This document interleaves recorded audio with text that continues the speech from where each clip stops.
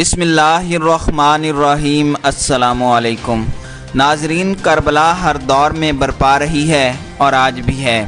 اگر یقین نہ آئے تو ذرا کشمیر پر نظر ڈالیں، جہاں کے مظلوم کشمیریوں پر صرف پانی نہیں بلکہ کھانا پینا اور ادویات تک بند ہیں، اور باعصمت ماؤں بہنوں کے سر سے چادریں چھینی جا رہی ہیں۔ فرعون نے بنی اسرائیل کی نسل کشی کا طریقہ یہ نکالا تھا کہ ان کے بچوں کو قتل کر دیتا تھا اور ان کی عورتوں کو زندہ رہنے دیا جاتا تھا۔ یہی کام اس وقت انڈیا کشمیر میں کر رہا ہے۔ اس ہفتے بھارتی وزیر اعظم نریندر مودی متحدہ عرب امارات کے دورے پر گئے تو وہاں انہیں امارات کا سب سے اعلیٰ سول ایوارڈ شیخ زید میڈل دیا گیا۔ جب اماراتی ولی عہد شیخ محمد بن زید مودی کے گلے میں سونے کا ہار ڈال رہے تھے تو عین اس وقت کشمیر میں ظلم اور بربریت کا 20واں روز تھا۔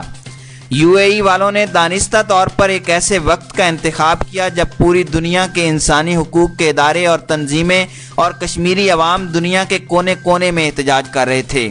اس واقعہ نے ثابت کر دیا ہے کہ سفارتکاری کی بنیاد باہمی مفادات پر ہوتی ہے، اس میں مسلمان کا دور تک کوئی دخل نہیں ہوتا۔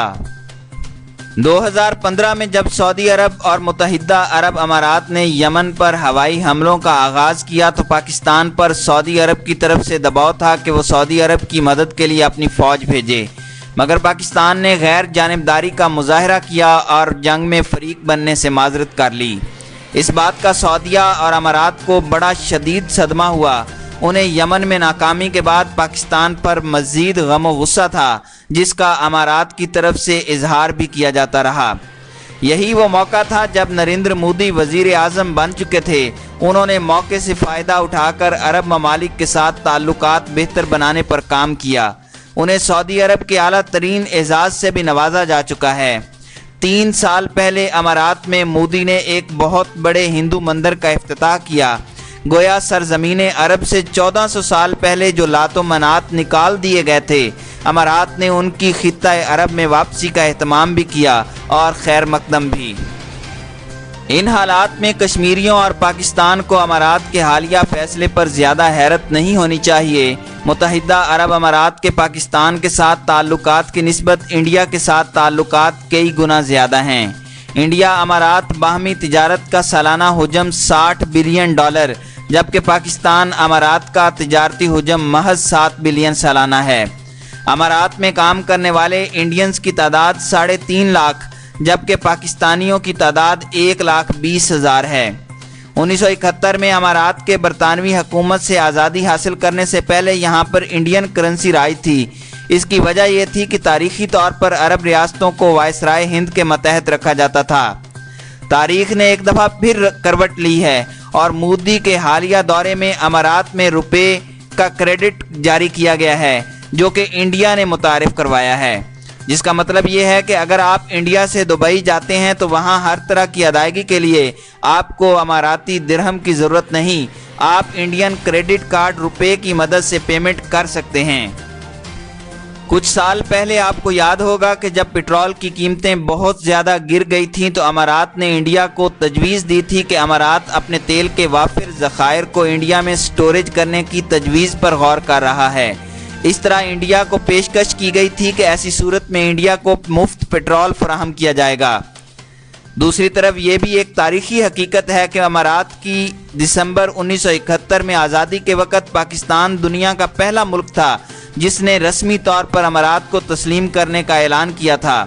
اس وقت ذوالفقار علی بھٹو اور شیخ زید بن سلطان کی ذاتی دوستی کے پیچھے بھی یہی جذبہ کار فرما تھا۔ متحدہ عرب امارات کی حکومت کشمیر میں جاری مظالم کی وجہ سے مودی کا دورہ ملتوی کر سکتی تھی، مگر انہوں نے نہیں کیا۔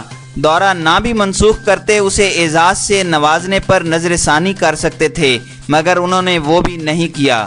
انہوں نے پاکستان کو پیغام دیا ہے کہ اگر آپ یمن میں ہماری مدد سے قاصر ہیں تو ہم کشمیر میں آپ کے لیے کچھ نہیں کر سکتے۔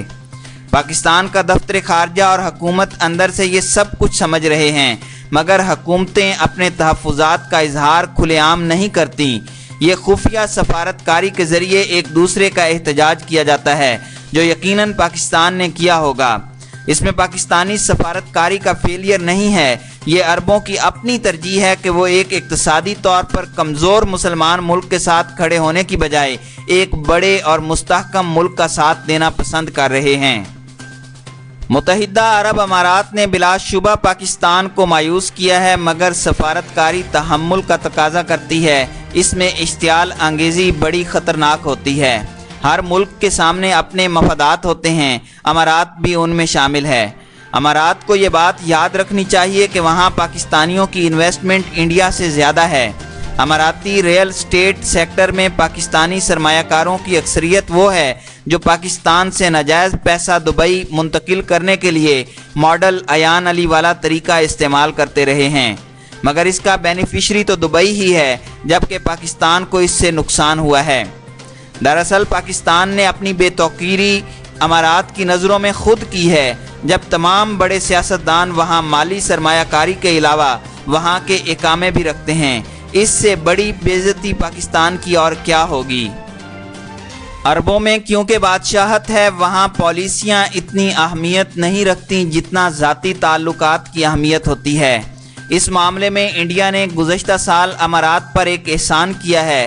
دبئی کے حکمران المکتوم خاندان کے وزیر اعظم شیخ محمد بن راشد المکتوم کی بیٹی شیخ لطیفہ بنت محمد گزشتہ سال اپنے والد کی قید سے فرار ہو کر ایک بحری لانچ میں اپنے کچھ مغربی دوستوں کی مدد سے فرانس پہنچنا چاہتی تھی۔ جب وہ انڈین سمندری حدود میں داخل ہوئے تو انہیں گرفتار کر کے مودی حکومت نے واپس دبئی کے حوالے کر دیا۔ یہ خبر مغربی ذرائع ابلاغ میں تواتر کے ساتھ نشر ہوتی رہی۔ شیخ لطیفہ اس وقت سے لاپتہ ہیں اور مغربی ذرائع کے مطابق یہ بھی نہیں پتہ کہ وہ زندہ بھی ہیں یا نہیں۔ اس واقعہ کے بعد امارات کے شاہی حلقوں میں انڈیا کی اہمیت اور بڑھ گئی ہے اور انڈیا اسے اپنے حق میں کیش کراتے ہوئے بے پناہ مراعات حاصل کر رہا ہے۔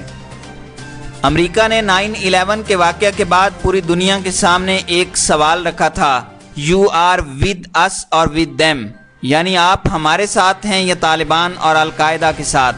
یہ سفارتکاری کی انتہا پسندی تھی، مگر امریکہ چونکہ سپر پاور تھا، اس نے طاقت کے زور پر دنیا کو ساتھ ملا لیا۔